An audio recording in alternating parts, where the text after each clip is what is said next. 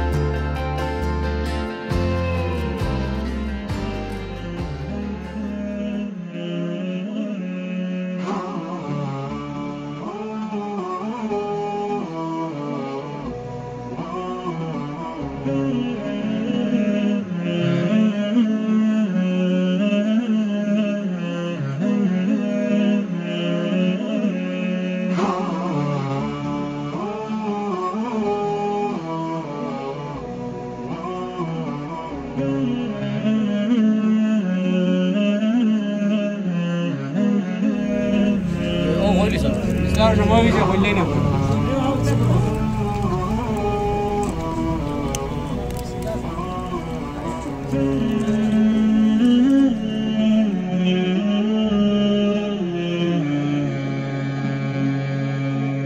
আসসালামু আলাইকুম। ইবনে বহুত ইফতার করছি, বহুত ইফতার পার্টি বা ইফতার মহফিলকে যোগ দিছি, মানে অতটুকু ভাল লাগছে না, অত আনন্দ লাগছে না, অত খুশি লাগছে না। আজকে ইফতার করিয়া যে ভাল লাগছে আর যতটুকু আনন্দ লাগছে, ফুর্তি লাগছে, মনের মাঝে যে শান্তি লাগছে, এটা মানে আর কোনো দিন লাগছে না। না লাগার কারণটা হইল আজকে একদম সাধারণ মানুষের লোকে, যারা বিশেষ করে বড় বড় মহফিলও নিমন্ত্রণ করা হয় না,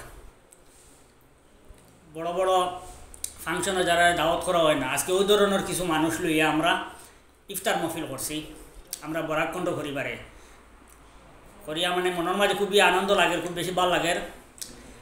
আর এখন আমি মানে মাঠটা অন্যদিকে নিয়ে আর গিয়া, এখন আমরা এখানেও আছেন জাকারিয়া ভাই, দুজনের নামও জাকারিয়া, এখন আমরা জাকারিয়া হুজুর আর আমরা জাকারিয়া ভাই। আজকের ইফতার মহফিলটা টান কেমন লাগলো, টান কেমন আরাম পাইলাম মনের মাঝে, টান কেমন খুশি লাগলো। আমি টান কই মো বিষয়ে দুই চারটা কথা বলতাম।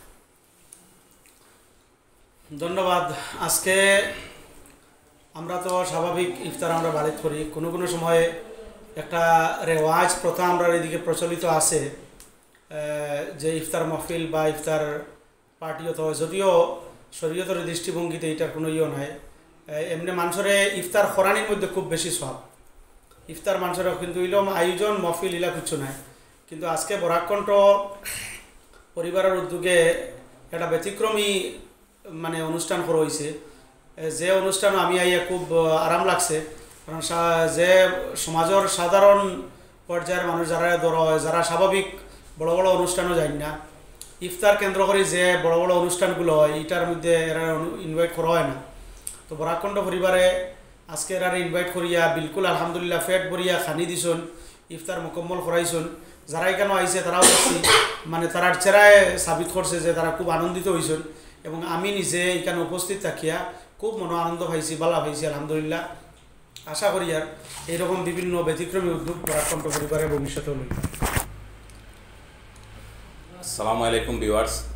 তো আজকে রিয়েলি মানে একটা মানে বহুত একটা ইউনিক কনসেপ্ট, তো খুব বেশি ভালো লাগছে এই ধরনের একটা মানে প্রোগ্রামর পার্ট লইতে পারছি। তার লগে এই অঞ্চলের কিছু বিশিষ্ট মানে প্রতিষ্ঠিত ব্যবসায়ীর সহযোগিতায় আর বরাকণ্ঠর মানে পুরা বরাকণ্ঠ টিমর ব্যবস্থাপনায় যে ইফতার মেহফিল যেটার আয়োজন করা হয়েছিল। তো জেনারেলি আমরা যতক্ষণ ইফতার মেহফিলও যাই দেখি যে নিতা তো হিউজ ইফতার পার্টি থাকে বা বড় বড় মানুষের ইনভাইট করা হয়, বাট ই মেহফিল ইফতার মেহফিলের কনসেপ্ট টোটালি ডিফারেন্ট আছিল। ইনো ও ধরনের মানুষের অ্যাটেন্ড করা হয়েছিল যারা ইফতারও বিরিয়ানি বা বিভিন্ন ধরনের বালা ফল ফ্রুটস মানে এফোর্ড করতে পারে না সবসময়, সারাদিন মানে ডেলেভার বা রিক্সা চালাইন ঠেলা চালাইন ও ধরনের মানুষ, তার লগে ইফতার সাধারণত একটা খাজুর বা যাও ওরকম কিছু তারা অ্যারেঞ্জ করে। বাট আজকের ইফতার মেহফিল মানে চিকেন বিরিয়ানি থেকে লিয়া স্টার্টস করিয়া বিভিন্ন ধরনের ফল ফ্রুটস জুস এভরিথিং আসি। আর ও ধরনের মানুষের লগে আজকে যেন বরাকণ্ঠ একটা ইফতারের ব্যবস্থা করা হয়েছে, অ্যারেঞ্জ করা হয়েছে। আর শুধু তারারে লইয়া কোনো বড় মানুষ, কোনো পলিটিক্যাল লিডার বা কোনো ইনফ্লুয়েন্সিয়াল কেউ আসলা না, ও ধরনের মানুষের লইয়া বরাকণ্ঠ ফ্যামিলি যেন ইফতার করছেন, খুব বেশি ভালো লাগছে।